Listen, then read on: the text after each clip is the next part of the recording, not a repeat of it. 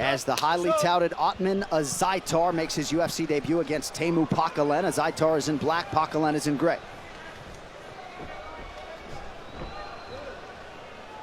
Packalén initially drawn to wrestling and submission fighting, so certainly built his foundation with the ground game, but has really developed his striking in the time away from the octagon. No surprise to see Za'Atar opening up early. We see Packalén throwing that jab out right away, and that's how you close the distance as the shorter fighter is. As the jab gets thrown, you fire a right hand over the top, and that's what we're seeing right away. There it is, and beautiful it lands. Counter right from Za'Atar.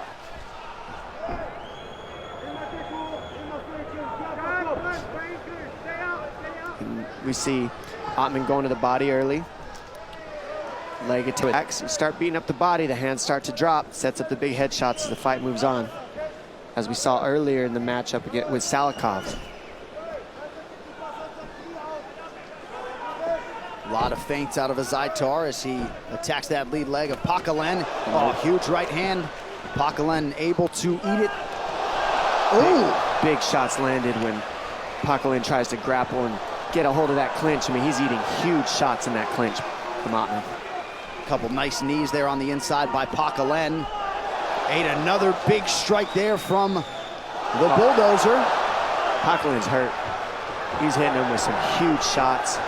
And he looks like he's going to be out of there in this first round if he keeps this pace up. I mean, he throws a heavy pace in this first round, Otman.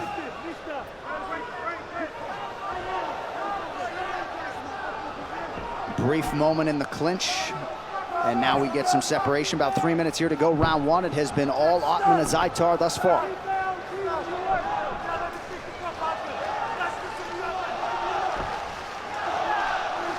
And even when the guard is up, part of that right hand is finding the target.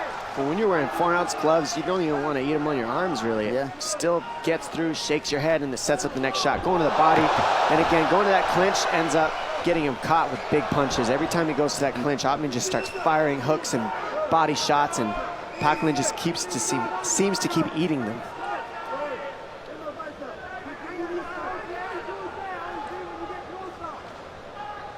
Packalén plus 170 as an underdog tonight. He's a Brazilian Jiu-Jitsu brown belt. You know he's going to welcome a fight on the ground tonight if he can get it there. As Za'Atar playing to the crowd here in Abu Dhabi. Well, he's really comfortable. He's been able to land what he wants so far, so that makes you really comfortable knowing, all right, I can hit this guy. He's not making me miss. I've got his timing. I've got his range. And really, he's not doing anything to me yet. He hasn't been able to get the takedown, and every time he tries his offensive in the striking, being Packalén, it hasn't worked. So Otman's very comfortable right now. Big right hand. He goes to the body first, sets up the overhand right. And that's the key as a short guy. That's what you want to do, is set up that overhand right with the straight offense of Packalén. Packalén as yet unable to take Za'Atar down, failed on that most recent attempt. A lot of headshots already have landed for Otman Za'Atar. Oh, that's face it. first! Wow! Such a huge right hand, and he is out bad. That was one of the biggest right hands of the night, and that's the one. That's the one you got to look for following that jab. He kept sticking that jab out there, and you just got to time the right hand, and Otman finally landed it. Incredible timing. That is one of the scariest knockouts you will ever see. Packalén was twitching on the canvas, and the medics are attending to the fallen Finn. How about this right hand? Waits for, he throws an upper jab. It's like Packalén was looking for an uppercut jab, and, you know, all Otman did was time it. There it is. Boom! Right behind the ear. Take a listen to this, guys. Oh my gosh! What a moment here in Abu Dhabi for Otman Za'Atar. Bruce Buffer now to make it official.